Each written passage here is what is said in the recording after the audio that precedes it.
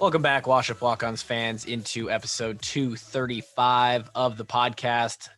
The last episode you listened to was Nick DeMarco, and it most likely went clear over your head. Hopefully this one hits a little bit closer to home.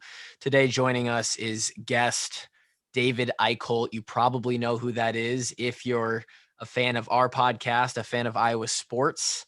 He covers Iowa football, Iowa basketball, covers recruiting for 247 Sports, and hosts his own podcast called The Swarmcast, which is a fantastic name. And he's a Pop Smoke fanatic. David, welcome into the show.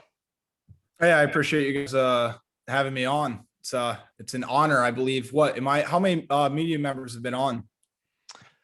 If any? I think you're the first one. No. We had Morehouse on. Oh, we did have Morehouse on. Yep, we did have Morehouse on. Morehouse, okay. Ago. Yeah, the OG. So we had like old head, and now we got young head, and I want to kind of talk about that dynamic because you're not the only young person in Iowa media. We'll get there in a second, but as I mentioned in the intro there, Pop Smoke is like all you tweet. It's like 50% of your tweets, and I got to figure out what's going on there. No, the best part about that entire, like, I'll call it a shtick. Like, yeah, I listened to a lot of him, but like it honestly started as a joke, and it stems back to Iowa basketball season when obviously there weren't fans allowed to be in there. And I couldn't believe they played that as intro music. And I tweeted out like as a joke for like the first game, like, oh my God, they're playing it or whatever. And I don't think I ever tweeted about Pop Smoke before. The tweet got like 120 likes. I mean, like retweets. And I'm like, this is the stupidest thing ever. Like, I can write a great article, get no traction on Twitter with it, but I tweet about Pop Smoke and this happened.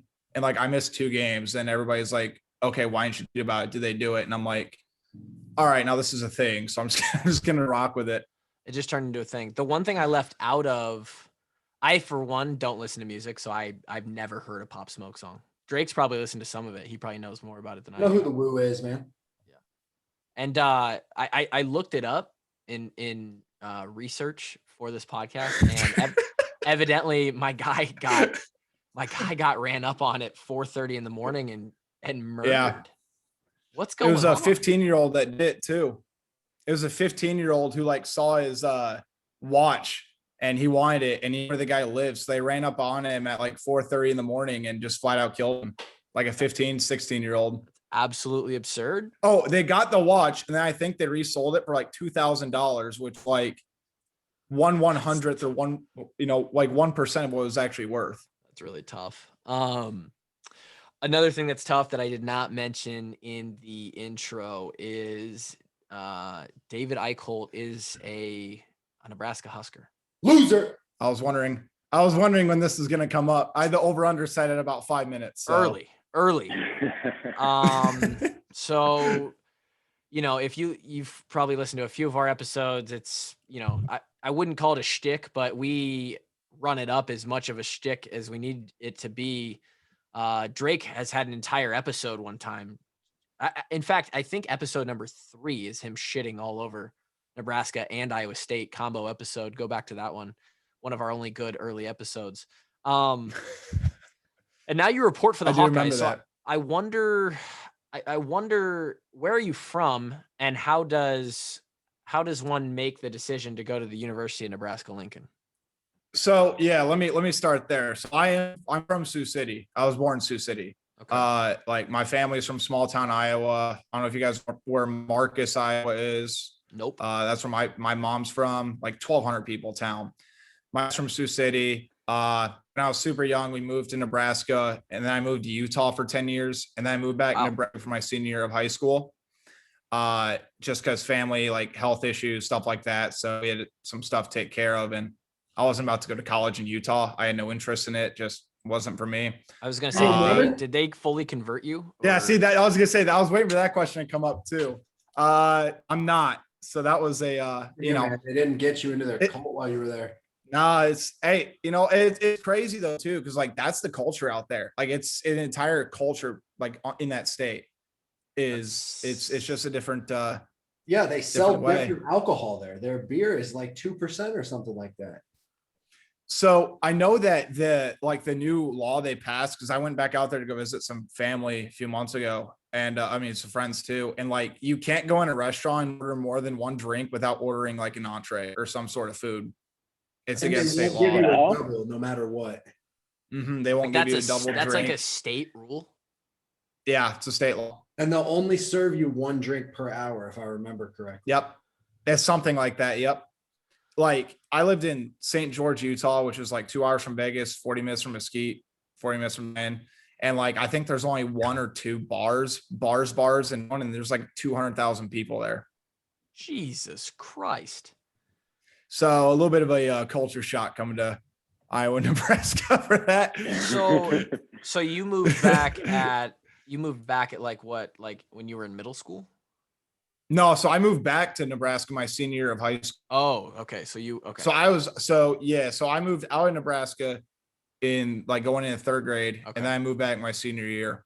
So And in-state tuition is a powerful tool, man. I was just gonna say proximity was the main factor here. Yeah. I mean, like, so I grew up following Iowa sports. I don't think people really realize that. It's like, I've been following. I mean, my parents are both, big Iowa fans. I grew up following them. So it was a pretty easy transition, like, once I got the job. But the best part about getting the job, though, was like all the Nebraska, because I interned for Rivals in Nebraska for 2 years, right? The Yahoo company that covers them.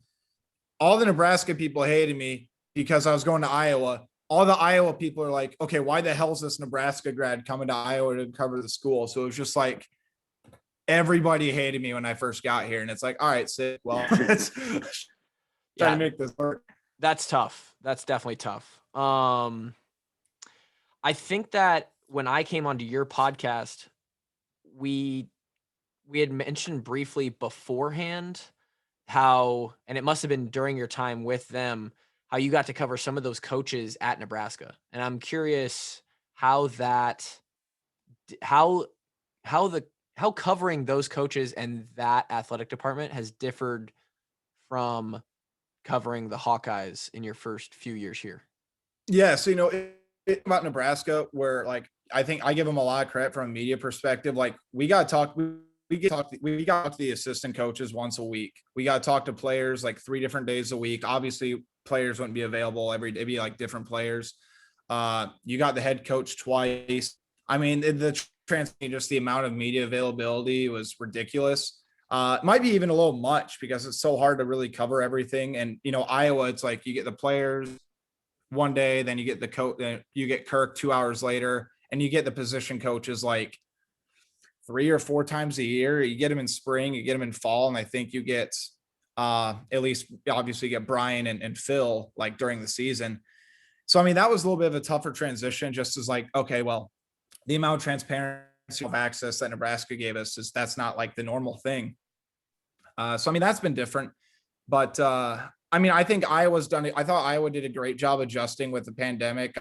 I mean, it was honestly kind of a bitch to cover sports when you have to do everything over Zoom because of how just different it is. But Drake's a big fan of on this podcast.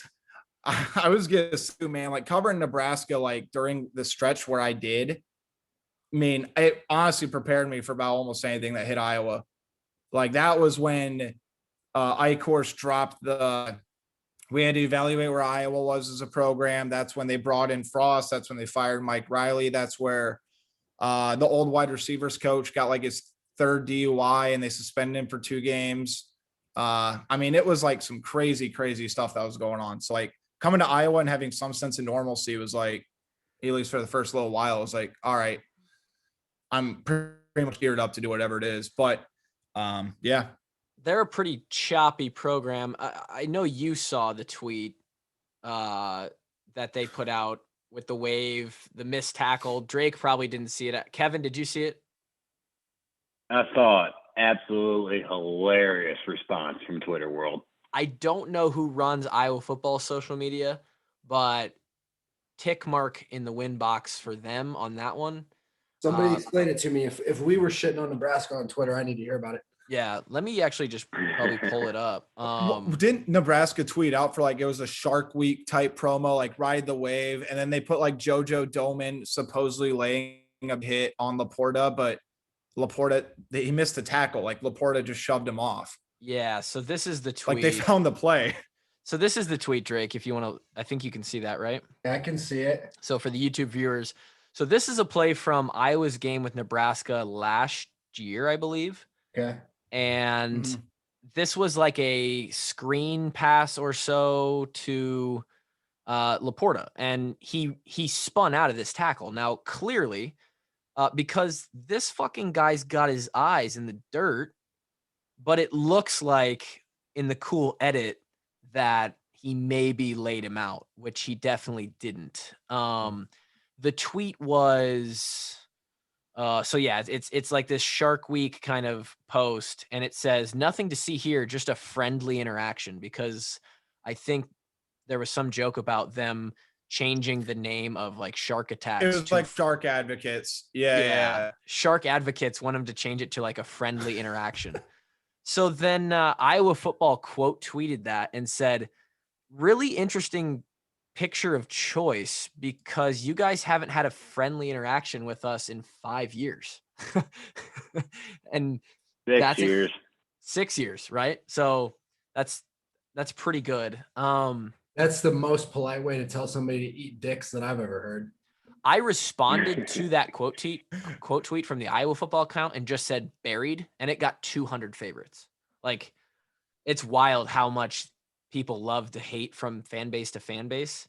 I really think the hate in the fan base of that rivalry game is what carries the rivalry. Like, dude, it's not.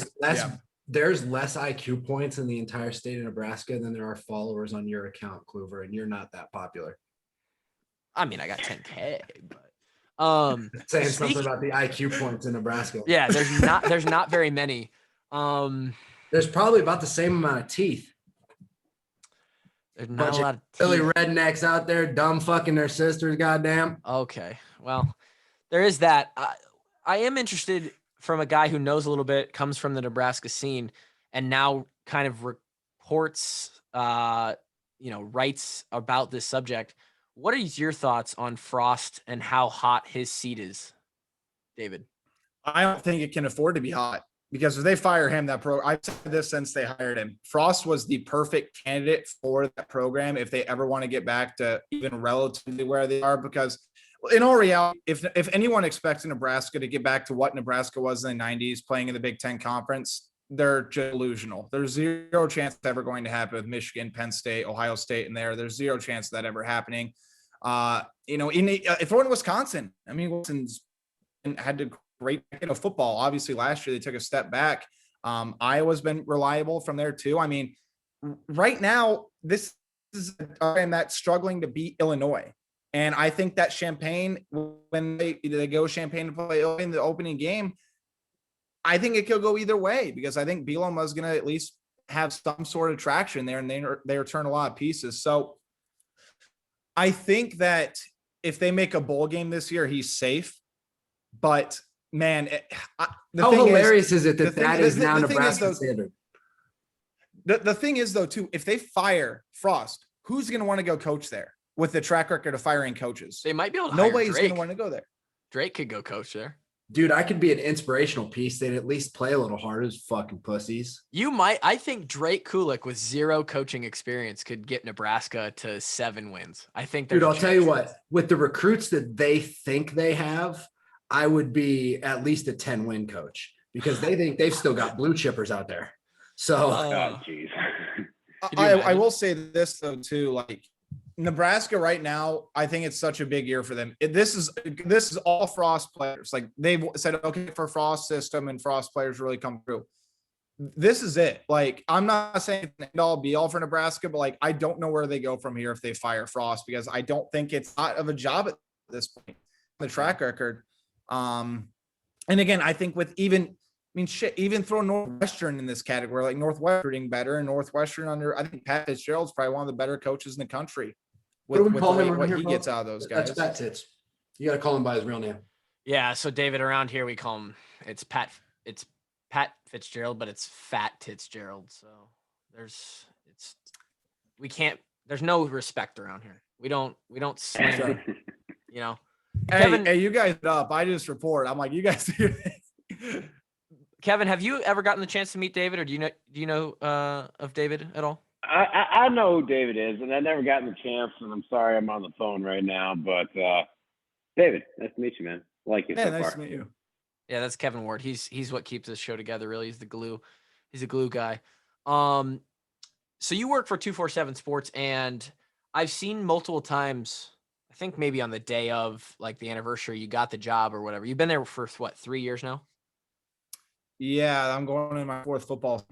Okay, so I've seen that you like your big your big thing was like keep for new college graduates to keep applying, keep trying, keep doing new things, because you applied for something like 386,000 jobs and got denied until you finally found someone to hire you. And I'm wondering what that process was like, and some thoughts maybe from that time in your life and what you learned from that. I mean, like, coming out of college, I mean, I don't want to say I was thinking I was hot shit, but like I had a good resume. Like I worked for respectable outlets. I'd put together really good stuff. And I'm like, all right, like it's not gonna be that difficult finding a job, whatever, right? I applied for 127 jobs. I didn't even get interviewed and I got denied. I think I got 36 denials, and the other whatever jobs, they didn't even send me anything back. The only thing I got was like, thanks for applying, whatever. I didn't even get denied. I never got a follow-up. And were these jobs like so I was all similar to what you have now, like spots with like 247 in? I mean, I imagine with that many jobs, 127 positions, you were applying all across the country. I mean, I went from top dog like stuff. I mean, like TNT assist, like production assistant. I went to like high school sports, like in Montana. I mean, like I was go anywhere. Like I just want to go do something. And I was like, I turned 22, and I'm just like, what do you want for your birthday? I'm like, shit, I just want a job, because like I can't be complacent. It just drives me nuts if I have nothing to do, right? So I'm 2 weeks out of graduation, and I never even applied for this job. I got referred to by somebody, and I got the text on my birthday saying, hey, can you talk in 20 minutes? I'm like, hell yeah. We have a job opening we think you'd be good for with Iowa. And I'm like, yeah, okay. And then I got the job offer next day. And then they said, all right, move out there in 10 days, get to it. And I said, all right, let's do it. Why do you think all the other places didn't give you a chance, or what's David's reason for his own demise with the other 127 spots? I think that's a good question. I mean, I think for me, I'm not very good. It sounds weird considering I'm not good on paper. I always said, I'm like, if you get me in an interview, like I feel very confident I could walk out with an offer, at least feel good about where I'm at. And I think it's difficult to sum kind of who I am up and what I'm kind of made of on a resume. And I think resumes at times can be so over bloated and just so saturated and so, I mean, flat, kind of bullshit, to be honest. Like, yeah, it shows you what your accolades are and where you worked, but it shows nothing about who you actually are. But that's the difficulty of having to go through the process of, trying to hire people and find the right fit. Again, maybe it was an ego thing. Maybe it was like, I thought I was a lot better than I actually am, or, whatever else like that. But I felt pretty good about what I had. And I've always said too, like the stars kind of aligned, because like, if I didn't get a gig, if I didn't get a, I'm like, I want to go to Iowa. I want to cover Iowa. And I think that'd be the best fit for me, considering I grew up following them, and stars and everything worked out. So it's been crazy though. I think is a complete understatement. I think you're talking to Drake's heartstrings a little bit there. Like being a walk-on, pal. Yeah. He's a walk-on reporter. Yeah, it sounds like a walk-on story. It's what it is. Well, I mean, it is nuts though too, because like, especially it's like I mentioned it earlier, like if the newer reporters coming in, they're starting to get some younger blood in here. And like, I got a lot of respect for John Miller, Mark Morehouse, all those guys when they were here. Like, I miss Morehouse. Morehouse is one of the people that was super cool with me. Fantastic guy. I'm happy he's at least doing something with pro sports, even though he's gone now. Mm-hmm. Like, it's just better with him. Kind of the godfather of like coverage. But yeah, man, I mean, like, if you want to talk about being a walk-on, like everybody said, walked in and has been here for 20 years. And it's a little bit intimidating when like I literally knew nobody in Iowa City. Like, I moved in, it's like, get to it. And I'm like, all right, well, where's this facility I'm supposed to, how do I apply Yeah. for credentials? Like, I had never done any of that. Like, shit, the first game story I ever wrote was when Kirk passed Hayden Fry and wins. Wow. And that was my first column. And I'm like, holy shit, like, this is probably one of the most important things I'm going to write. And it's like, the first one. Nuts. That's yeah, funny. it's the first one. It's like going undefeated your freshman year. Yeah, it's like those guys in 2015. I will say this though too, really quick. So like I told you, I followed Iowa. Like, so like that first year of trying to transition from like following like reporter, I'm not even gonna lie, like that was so tough for me. It was hard because I mean, like I grew up, I followed school and whatever else that.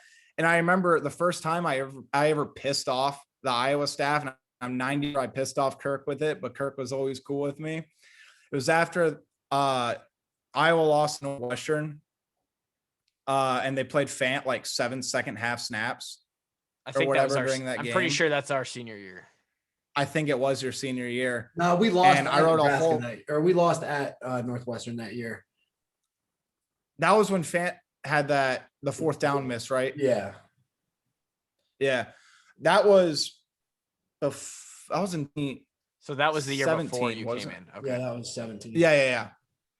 So the next one was when they played Fant, I think 7 or 8 second half snaps. And there was that whole thing, I think, that was going on with his brother tweeting about the coaching staff, and then something happened or whatever. But I was just like, all right, I'm going to write this column. Like, I'm going to talk to Noah. I'm going to ask Kirk a question. I'm just going to go. I'm not going to proofread or whatever. And that was like my first big column. But this is the line that pissed off a lot of people. And looking back, probably like, all right, I'm trying to be a hot shot young guy, trying to come in with these big, bold statements or whatever. I can't remember the exact line I said, but it was something like the full-blown Kinnick magic has diminished into pixie dust until Kirk Ferentz and the offensive staff look in the magic mirror, acknowledge their mistakes, and realize they should play their key players more. And that's when I like my mic drop moment, and I tweeted, and I mean, people loved it, but like the reception from the coaching staff and like, that's I walked in. I'm like, I felt like every like coaching staff, and like Steve Rowe and all those guys, I was just getting stared at every time I walked in the press room after that. Yeah, I mean that's like if you were to, like you're on the team and you in your interviews say that you put the other team in body bags, no one would ever do that. That's pretty ballsy. I'm curious, as a young guy who's trying to, cut his teeth, the allure of every big story trying to be sexy like that versus just trying to put out good content, and how you manage or how you think about that dynamic of, I want to make a name for myself and grow my personal brand and become a guy that people really like to read. But I also don't want to just, be that clickbait douchebag who does stuff for clicks. Like, I'm not going to lie. Yeah. I probably read that headline and thought about making you swallow your teeth. Right. Yeah. Yeah. No, and that's the thing though too. And I totally get it too. I mean, the thing is too, and like, that's where I talked about like even the growth over the past like 3 years for me is just realizing, you got to pick. The thing is, if you try every story big, sexy, and all these bold claims, guess what? They're not big, sexy, bold claims anymore because you do it every freaking story, do it every freaking week. Like, pick your spots, pick your battles. I don't want to say pick a hill to die on, but like just pick battles smartly, be authentic. And at the end of the day, it's always cover it, be the eyes and ears for the fan, cover things from your perspective. But the second you take the coaching staff perspective and the player's perspective out of it, I think you've lost the trust of your audience. And I think it's important to be able to balance that. And I think I've really realized that, especially over COVID and even the year before that. Like, I think a lot of I think there's a lot of really good things about sports journalism right now. I think there's a lot of really bad things happening in sports journalism right now. And I feel like in a lot of ways, there's a lot of a lost art of communication because of the, whether it be social media, whether it be a disconnect between reporter and athletes. You got to be able to understand athletes, the coaches, and you got to be able to find a way to put yourself in their, in their perspective while remaining true to your own. So that's kind of when I evaluate game tape and whatever like that. Like that's kind of the motto I'd use to go forward on it. It's interesting. It's interesting. What's it feel like to know that players don't really like you because they're taught not to? So when you go into interactions with players, you know you're tiptoeing around the fact that they're taught not to like you. I wouldn't say that they're taught not to I mean, like you, but we were kind of taught that we were kind of taught that the media was the enemy. That's all I'm trying to say. I was just gonna say you're part of the dark side. You're part of the bad guys, right? And not I would say Iowa media maybe better than most. Like you said, when it was Miller and Morehouse, there's a few names that I'm not so high on, but you know, it's so tough to like be likable and also ask these stupid questions. And I feel like a lot, like 90% of the media is like, well, how'd you feel today? What, did you feel good? What were you thinking on that play down the sideline? Like, how do you come up, like, how do you be that guy who just like isn't, again, I hate to say it, but like, isn't that kind of plug and play cookie cutter douchebag, like that comes up and asks dumb questions?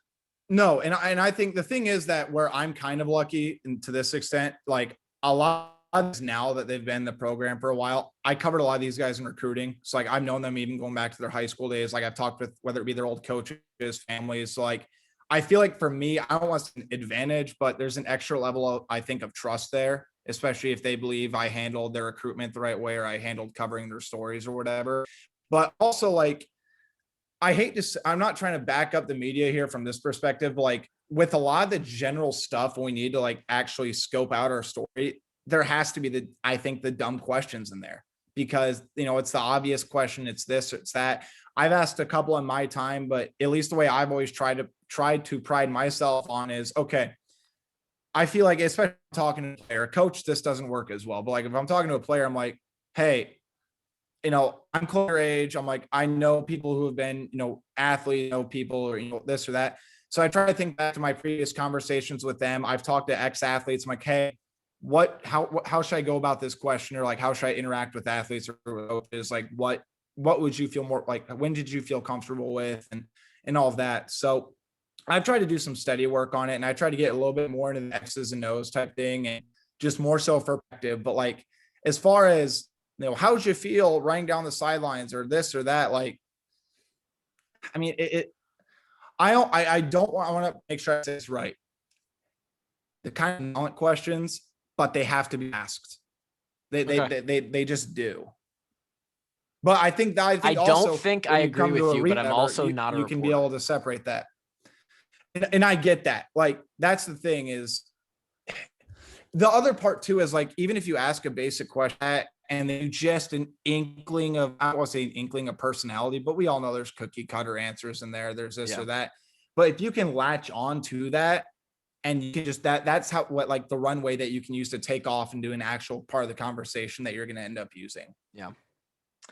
You got yourself in trouble, not in trouble, but in some drama on Twitter when you mentioned that. Which time?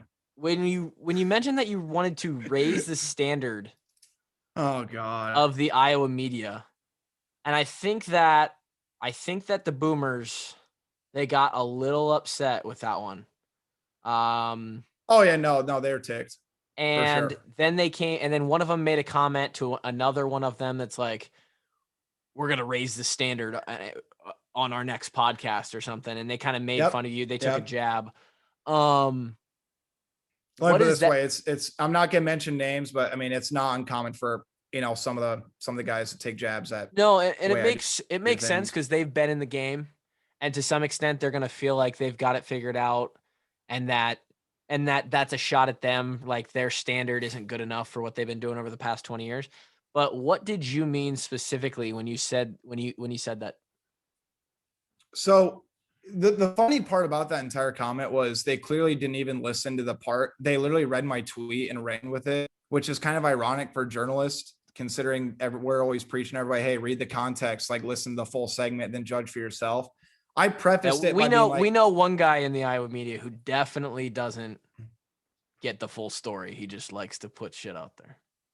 And but like the thing is with that too is like I'm I'm like, you guys work hard. They've been doing it for a while. There's a certain respect level there. And that's sort of true, whether they don't like me or don't like me. Like at the end of the day, like we're competitors and you guys are competing. I mean, it's two totally different, aspects of life and, games or fields or whatever you want to call it. But like I've said that when you come into an old guard, I mean, everybody here had been here for 20 years. They hadn't had a young reporter come in with a new perspective. Like they've been telling, I don't want to say telling the same stories the same way or whatever else like that. But when you get so like complacent in that, I'll say, a good old boys club, things can plateau. And I'm not saying they did. They can make that judgment for themselves. But I wanted to come in here, I wanted to run shit, I wanted to work. And I wanted to be like, all right, let's kind of inject some life in this media core. I'm not saying they were dead, but it's a new aspect. It's a new perspective that they hadn't had in a while. And that's all I meant by it. And, at the end of the day, like, I mean, I got respect for those guys. I don't think there's a lot of respect for me and the way I've handled things. Like I'm nowhere saying I've handled everything perfect at all. Like I'm still young, dude. I'm 20. I turned 26 3 days ago. Like I'm still learning. I'm still growing. Like I'm still trying to figure out what the best way to do stuff is. You're supposed to be perfect, dude. I know. Apparently, the funniest part to me about that entire thing is like, how many times have you heard people, like older people, be like, "Thank God social media wasn't around in my day," because I would have gotten in so much shit back when I was 20, 25 years old. And then I make and then they shit on the person who's doing and it. then they shit on me for actually like, dude, people are such egotistical. It's crazy. It's just what it's crazy. Yeah. But again, I got respect for those guys. They work hard, but I'm gonna keep doing my thing, and I'm gonna let people make decisions for themselves. I mean, keep in mind, which I don't know if they know this, I subscribe to almost every outlet and I read almost everything. So, that speaks to one of your, one of your goals on your LinkedIn, which could be, which could be pretty outdated, but it almost is word for word. The first one is to work harder than anyone in your industry.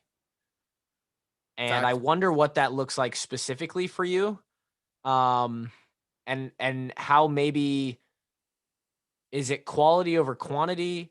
Is it just putting in more hours, or what that means to you, working harder than anybody in your industry?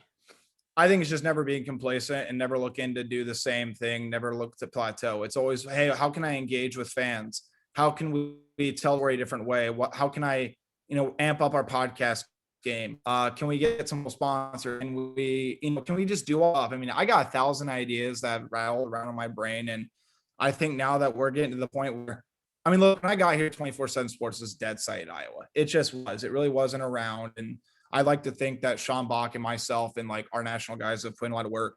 But I'll say this, if you measure work harder than anybody else in whatever field by quantity, you're not going to get shit done. Nobody's going to remember the numbers. They're going to remember the quality. They're going to remember the heights, the lowlights, or, and everything in between. So I think for me, it's just like continuing to try to revolutionize, new ways to be able to cover modern athletes. And I think at the end of the day, to accurately portray both sides, because I've always said this too, like if you aren't passionate about storytelling, you're doing everybody a disservice by being in media. Because at the end of the day, these athletes, these families, they're trusting you to be able to tell their story, to be able to retell a game in a way that makes sense for everybody, and the way they can go back and read story and be like, hey, that was a great day, or you know what? Damn, that really taught me a lot. I think if you can't take that seriously, then get the hell out of the industry. It's a passion of mine. And because I know I've seen how hard people have to work to achieve what they want to do. I mean, shit, even making a D1 roster, D2 roster, all the hours and the grinding in it, take it seriously. Yeah. That's all it is, man. How hard would you work for a blue check mark on Twitter? Oh my God. I'm so pissed. I'm not it's so stupid, but like, it's crazy that like I see people like 90 followers verified, and I'm like, I'm sitting there. All right, here's 10 bylines. Hey, I was on CBS National Radio, on CBSSports.com. Here's my page. Sorry, you don't fit that description at the time. And then I got, some meteorologist from like a population of 62 town in like Alaska verify. I'm like, all right, I can't win. I think that maybe if I stop tweeting about Pop Smoke and starting smoke with people, then maybe I'll get verified. It could But work. until then, like, keep rocking it. It could work. Usually when people are worried about the blue check mark, it's kind of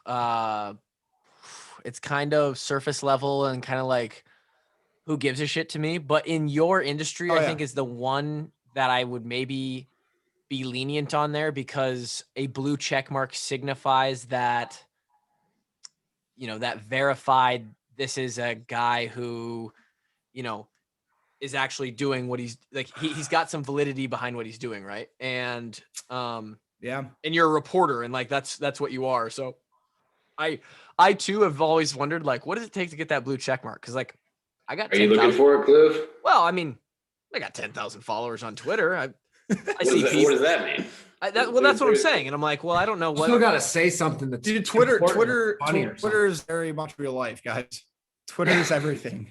No, it is everything. On that note, I will say this though, I felt better. Yeah, Cedric. It was great to meet you, bro. Hey, you too, man. I will say this: Sharif O'Neal got denied verification last night. Shaq's kid with like 330,000 followers. Wow, that's interesting. So I'm like, I feel better. Not sure how that works. You and Sean, local weatherman, then. Yeah, you and Sean put out. No, right? Maybe I should go back to meteorology.